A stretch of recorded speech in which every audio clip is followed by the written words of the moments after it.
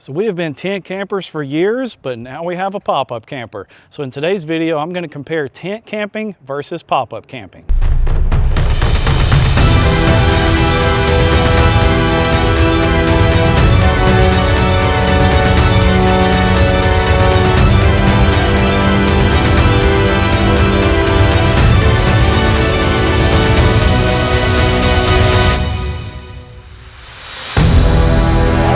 Welcome back to another episode of Just Pop It.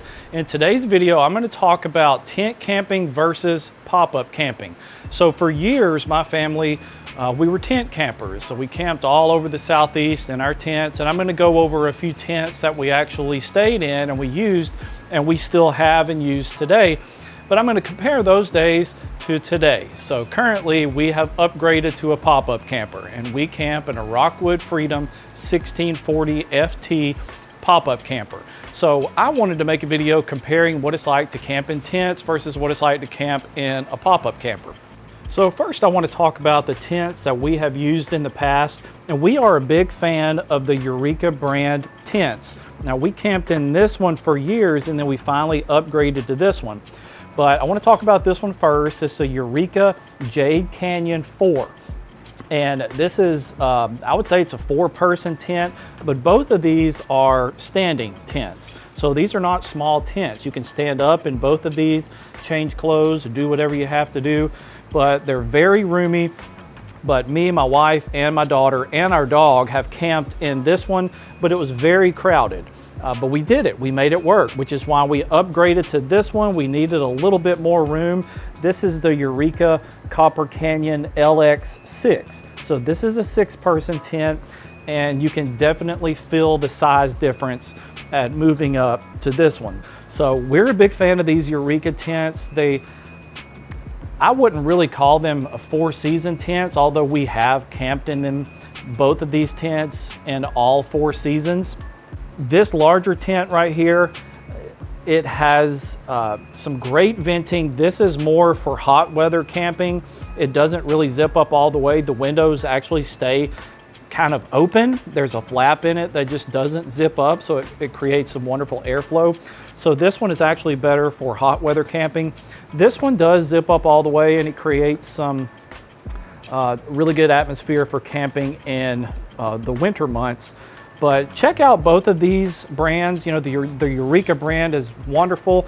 This tent right here has held up for, gosh, I'd say 10 years.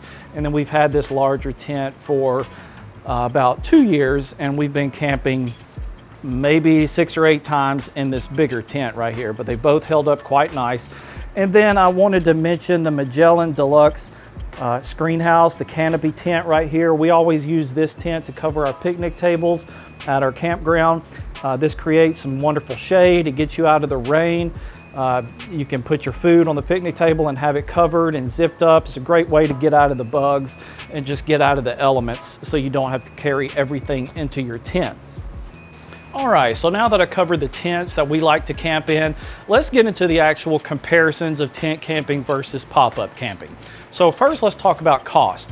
Obviously, it's going to be cheaper to camp in tents versus a pop-up camper. You can get a tent for as cheap as $25, $30 at Walmart or Academy Sports, but then you want to think about quality. So if you want a good quality tent that's going to last you for years, I would recommend these Eureka tents, or even something around the $100 to $150 range. Now you can spend up to $1,000 on a tent if you want to. I wouldn't recommend that. That's not really what our kind of tent camping was all about. We like to stay in state parks and places like that. So these particular tents, they did us well. But both of these Eureka tents cost around $150. The larger one was around $300, but we found it on sale for $150, and we were thankful for that sale. But obviously the tent camping has the upper hand on costs. When it comes to pop-up camping, you can find a brand new pop-up camper anywhere between $10,000 to $30,000. It just depends on the floor plan and depends on the amenities that you're looking for. Our pop-up camper, brand new, runs around $15,000. But again, you can spend up to $30,000 depending on the amenities. If you need a bathroom inside, if you need a full kitchen with a lot of storage inside, you can spend up to $30,000 on a pop-up camper brand new. Now, if you're looking at used pop-up campers, you can spend anywhere between free, like get this out of my driveway on Facebook Marketplace, or you can get a good quality used pop-up camper for $4,000 to $5,000. And you can even spend up to $8,000 or $9,000 on a really good, slightly used pop-up camper. So it just all depends on what you're looking for and what kind of amenities you're looking for. Now let's talk about storage. Not storage within the tent or within the pop-up camper, but storing the units itself. Tents have the upper hand when it comes to storage as well. You can take all of your camping equipment, tents, sleeping bags, backpacks, and just shove them in the back of a closet and just be done with it. If you have a pop-up camper, you have to think about where you're going to keep that. Do you have a place in your driveway for it? If so, does your neighborhood have fines for storing an RV or a travel trailer in your driveway? You have to think about HOA fines. If not, you may be looking at a storage facility off-site somewhere, and then you're going to have to make monthly payments on that storage facility to keep your camper there. Do you have a garage, which is what I'm standing in right now? We're thankful that we have a garage that we're able to store our pop-up camper inside of, so we don't have to worry about those HOA fines or storage fees or anything like that. But that is something that you have to think about. So when you're comparing tent camping to pop-up camping, tent camping kind of wins there. You don't really need a whole lot of room to store your camping equipment. So let's talk about accessibility. So when you're tent camping, you have the capability to just camp wherever you want. If your tent is small enough, you can backpack that down a long trail and just camp on the side of a cliff, camp in the woods. You know, you're more accessible when you're tent camping. When you have a pop-up camper, you're kind of limited to where you can go. Now, there are some off-road brand pop-up campers with some big beefy tires and a lifted suspension that you can actually take on some off-roads, but you still have to be careful. It's still a camper and you're still towing that, so you can't go too off-road. But for the most part, when we're talking about pop-up campers, you're limited to campgrounds. Now, when we were tent campers, we stayed in campgrounds anyway, so we liked having some water and electric hookups next to us, and we would just use that to charge our devices or whatever we needed it for. But with a pop-up camper now, we do have air conditioning, so we like to camp in campgrounds in our pop-up camper and use that 30 amp power to turn our heat and our air on if we need it. So it all depends on the amenities that you have in the pop-up camper that you're looking for. If you do have an air conditioner in your pop-up camper, it's going to need that 30 amp shore power to run that AC. And also with a pop-up camper, you're going to need a tow vehicle, right? You have to have a way to tow that camper to wherever it is you're camping to. So that's something to think about. Now, if your pop-up camper is lightweight enough, you can tow that with SUV or a small mid-sized pickup truck. We tow ours with a Subaru Outback and it tows just fine, but I wouldn't want to tow it with anything less capable than an Outback. But if you do get a larger pop-up camper, you really have to look at the payload of your tow vehicle. So most mid-size pickup trucks are going to do fine with a pop-up camper. If you have a full-size truck like an F-150 or a Silverado 1500, you're going to be just fine towing a pop-up camper. But not all campers are the same. So you have to look at the weight and the payload and the trailer hitch weight. So those are all things that you have to look at when you're buying a camper. So next I want to talk about comfort. All right, so when you're tent camping, it's not that comfortable. You know, there are products that you can buy to sleep on, whether it's an air mattress or those really fancy camping mattresses that you can just unroll and lay on. You know, they're marketed to be very comfortable to sleep on, but let's just face it, they're really not. Tent camping is not really that comfortable, okay? We loved it, we did it for years, and it was a great experience for us, but we just got to the age where we were just tired of sleeping on the ground. Even using air mattresses, they would lose their air when you would wake up on the ground the next morning anyway. So that's really the main reason we upgraded to a pop-up camper. In a pop-up camper, you have a designated bed space, a place to sleep and lay your head on a mattress, and you can sleep all night without waking up. So much more comfortable than tent camping. So when it comes to being comfortable and sleeping at night, I would give the upper hand to the pop-up camper. It's much more comfortable. Also, Although you do have canvas on the side, you do have a hard roof, and the actual camper shell is hard around you, so you're a little more protected from animals and insects and things like that. So with a tent, you obviously have the zipper. Anytime you unzip it, you're gonna let some bugs in. And kind of the same way with the door to your pop-up camper. Anytime you open the door, there might be a bug or two that's gonna fly in. So when it comes to insects, it's kind of the same, but with a pop-up camper, you are more protected from animals and the elements of weather. So that's what I want to talk about next, is weather. And both of these tents that we have tent camped with, they do come with rain flies, so we did feel protected. We did camp through some horrible thunderstorms in both of these tents, and we ended up being just fine. But we do feel more comfortable now camping in a thunderstorm in our pop-up camper. Now, when it comes to putting away your camper, if it's wet, as soon as you get home, you have to open your pop-up camper back up and let that canvas air out, just as you have to do the same thing with a traditional tent. If you pack that up while it's wet, you gotta lay it all out when you get home and let it air out and dry out. In a tent, you have to be really careful with flooding though. So if there are some really crazy thunderstorms coming in and you're in a valley, you're in a low-lying area, you really need to be careful and look at your surroundings and check for flooding in your area. If it's a place that's prone to flood, you need to pack up and get out of there before that thunderstorm starts. You don't want to get flooded out in the middle of the night. That can be very dangerous and you could potentially lose your life.